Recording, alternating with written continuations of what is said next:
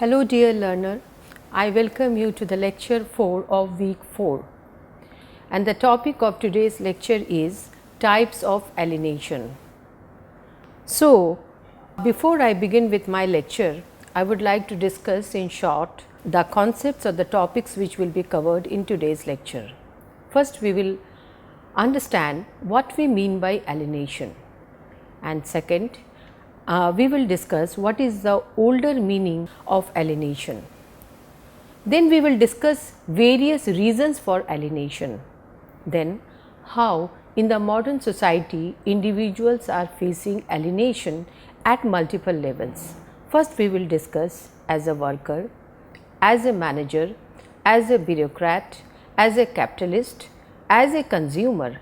Then we will also discuss how a man is getting alienated with other fellow being and also the manner in which he is getting alienated from his own self. So, to begin with, I have quoted a definition from Fromm's work The Sane Society, in which he has discussed the meaning of alienation and also in detail the various types of alienation. Now, by alienation, I quote his words, by alienation is meant a mode of experience in which the person experiences himself as an alien. He has become, one might say, estranged from himself. He does not experience himself as the center of his world, as the creator of his own acts, but his acts and their consequences have become his masters, whom he obeys or whom he may even worship. Now, this is quite an expansive definition where he has highlighted various aspects or dimensions of alienation. First, he has said that the basic understanding of alienation means to become stranger to oneself, to outsider, to the outside world and to his own self. Then he says that this estrangement, it means that he does not experience himself as the center of his world. He loses control over himself and over what is happening around him.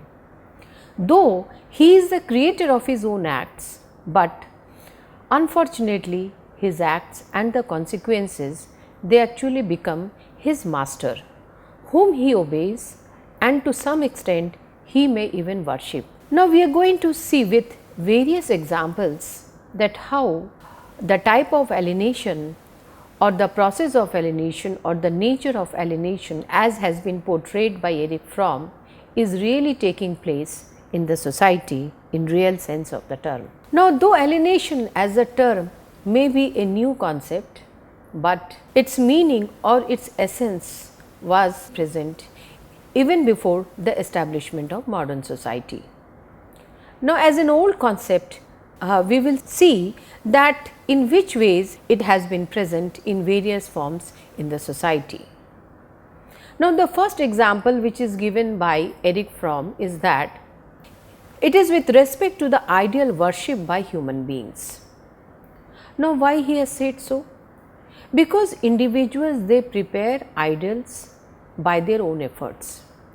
Then they separate that idol and keep it or establish it on a higher pedestal which is in a distance from himself, and then he starts worshipping that idol in the form of God.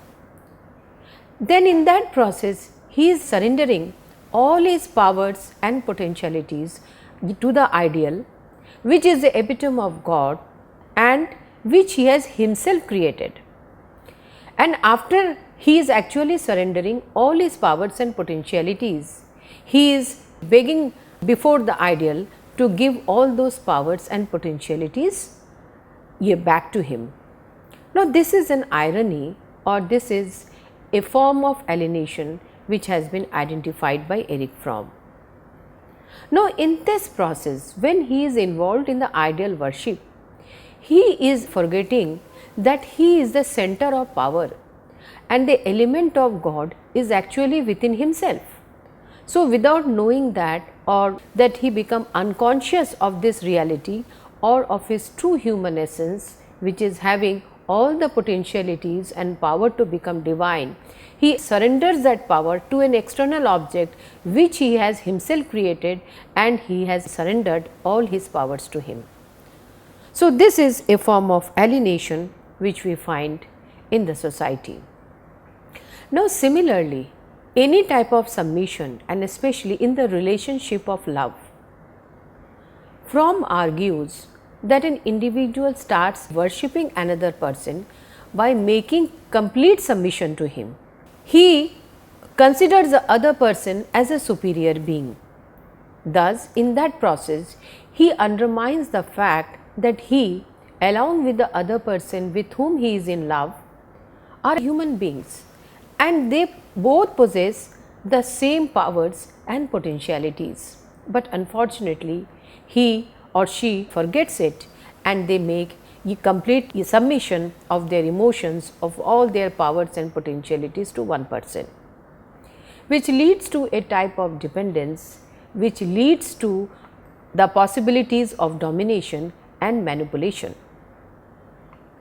Then alienation also takes place when one submits blindly to a particular political leader or a state. Because, for example, in a democracy, our representatives, they are elected by the people, and the people, they are the real sources of power, and they should be omnipotent, and they should be more powerful in comparison to their chosen representatives. But on the contrary, it has been found that when all these representatives are chosen by the people, after some time they acquire the status of a very superior figure, or they acquire the status of a charismatic personality whom the people starts worshipping. And this is also a type of alienation, where we submit our will and our ability to bring about changes or all our powers to another individual or to a third party, without understanding that in that process we are becoming dependent on that person by making this complete submission. Now, alienation also takes place in relation to the self, and Fromm argues that an individual becomes alienated from his self when he is subjected to various irrational desires and passions. Now, actually, if we have a look at our own lives, we find that many a times individuals, they become slave to various passions. They are obsessed, for example, to acquire more and more money and power. So, when he is in any form of obsession, or when he is under the grip of any passion, for example drinking, then he loses his control over own self. He becomes slave to some external factor or some external agencies, and thus he becomes dependent and loses the complete control over his own potentialities and powers. Now, in all these above cases, Fromm has argued, and I would like to quote his words: "Man does not experience himself as the active bearers of his own powers and richness, but an impoverished thing." I would like to draw your attention to these two words, that he experiences himself as an impoverished thing, even not a being, dependent on powers outside of himself, unto whom he has projected his living substance. So, instead of experiencing the richness and fullness of human potentialities and human power, he gets converted into a thing, an object, and that too an object which is impoverished, which is deprived of all the potentialities, it is deprived of all the creative instincts and powers. And on the other hand, he becomes so much dependent on powers outside himself, unto which he has projected his living substance or his living essence. So, his human essence is getting transferred to some other external agent, and thereby he is making a surrender of his human essence to some other external objects. So, we can say that whether it is in the case of love, or whether it is in the case of submission to political leaders, or whether it is the instance of ideal worship. Everywhere we find that we are becoming slave to some external agent or some external agency and surrendering our faculties to that agent. Like Marx, Fromm has said that in modern society, alienation of man takes place at multiple levels. It takes place with respect to his work and to the things he consumes, state, then with respect to the fellow men and also with respect to himself. And we will see in detail how these various aspects of alienation are taking place. Now, he has underlined some of the reasons behind this alienation.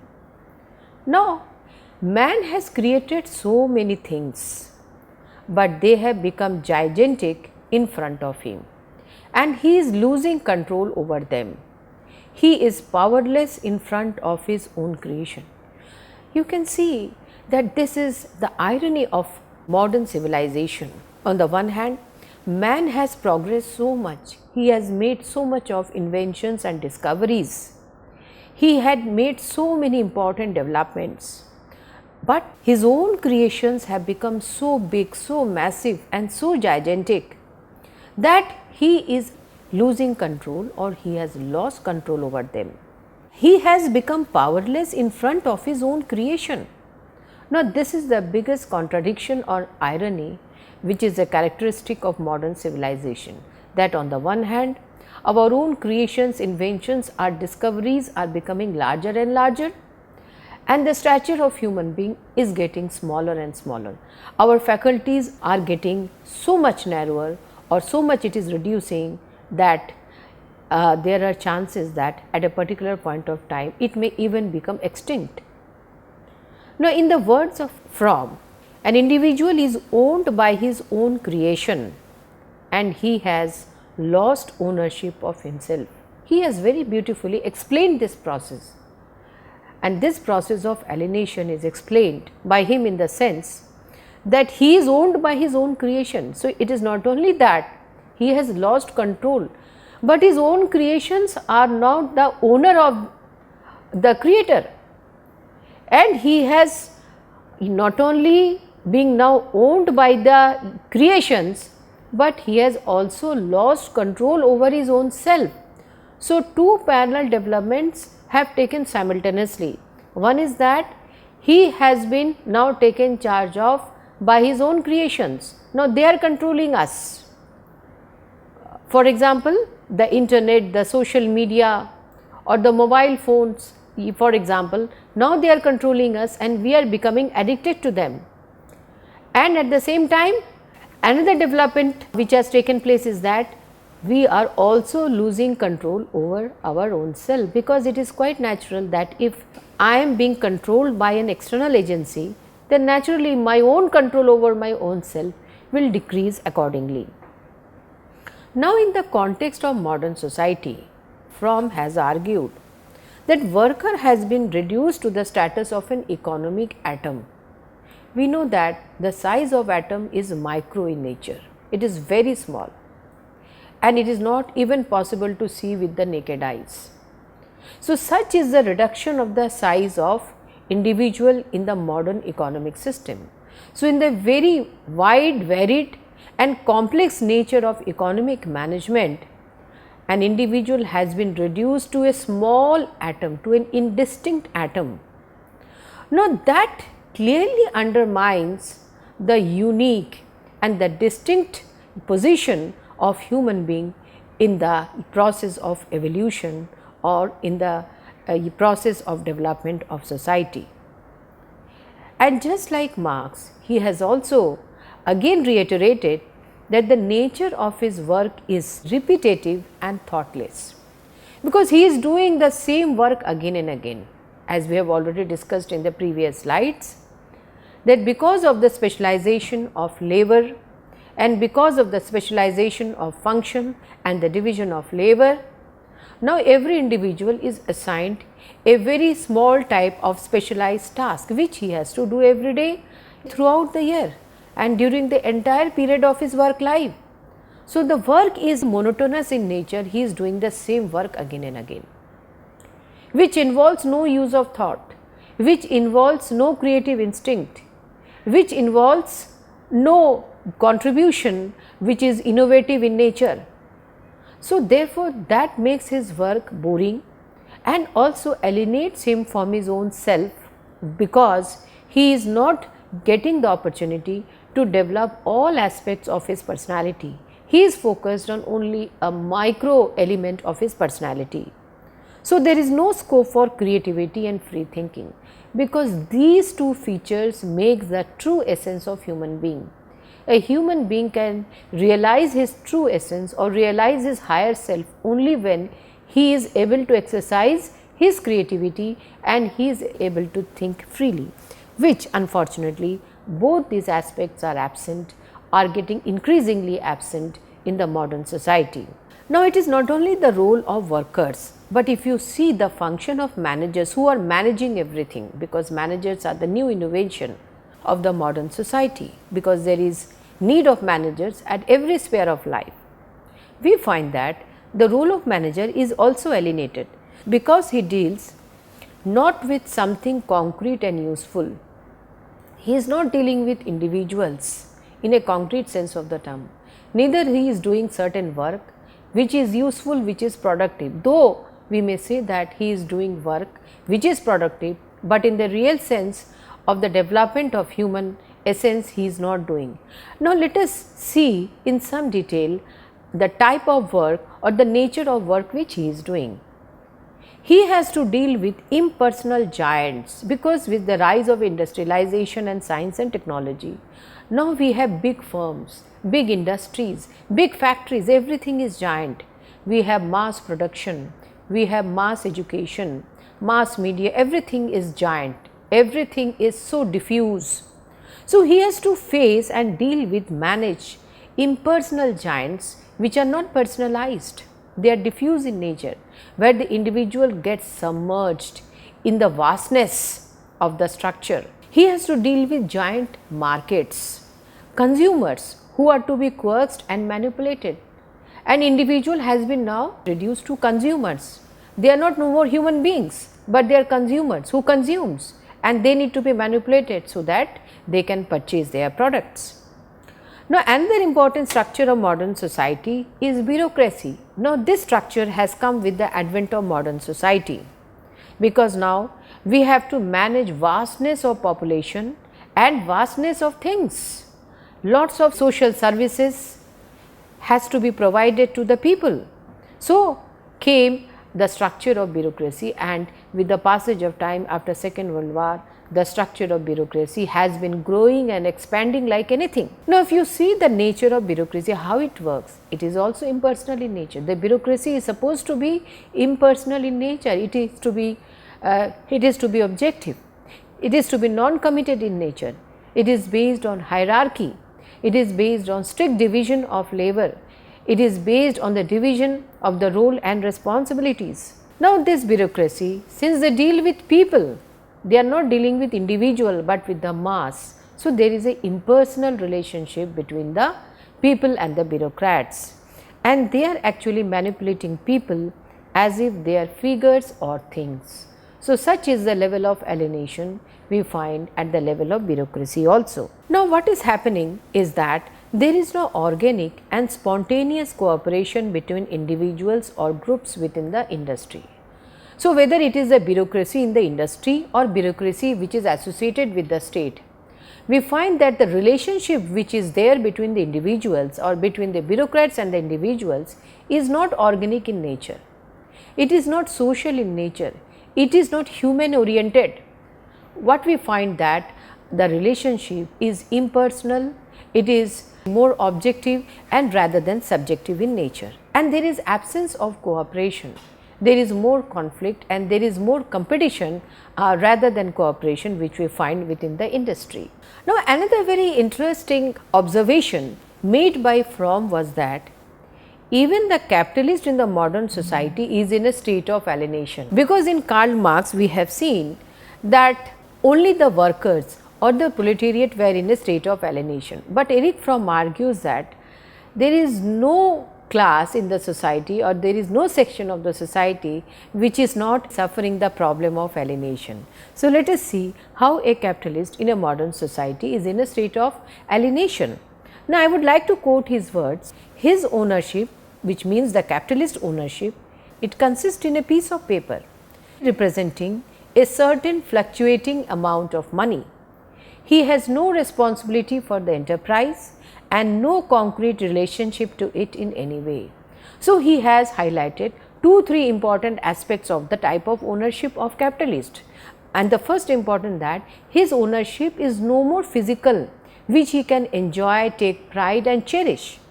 It has been reduced to only a piece of paper, and that too the value of his property is fluctuating with the period of time, because it is subjected to market, it is subjected to the fluctuation in the share prices, and moreover now his property is managed by some manager or a bureaucracy, and he has no direct responsibility or connection with the people who are working in his factory, and there is no concrete relationship, it is diffuse. It is in a way, it is highly impersonal in nature, even the relationship of capitalist with his own property.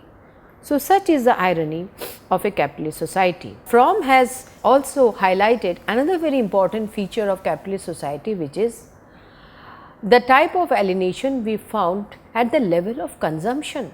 He has highlighted various aspects of the alienated nature of consumption amongst the consumers in a modern society, and he has very beautifully underlined it with the line which I quote: "The way we acquire things is separated from the way in which we use them."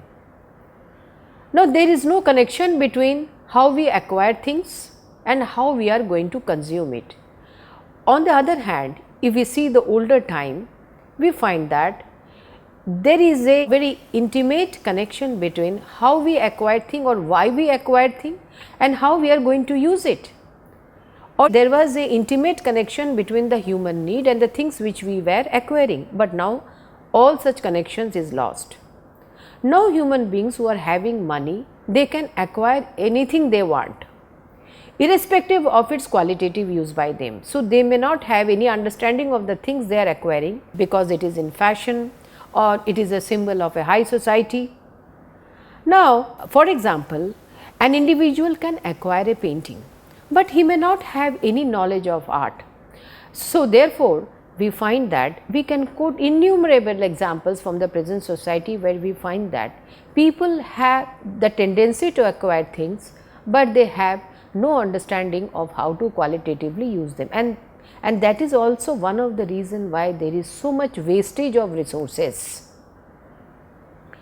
Another very important thing highlighted by Fromm was that human beings also consume food or things because they create a fantasy of wealth and distinction by media advertisement. The media, with its horde of advertisement, they create so many fantasies and so many aspirations and so many dreams in us about a particular product that we are tempted to purchase that, even if it is not our need. For example, we may purchase a particular beauty soap if we have been influenced by the advertisement in media. So, we can quote innumerable examples to highlight how we are influenced by the fantasies which are created by the mass media in various forms.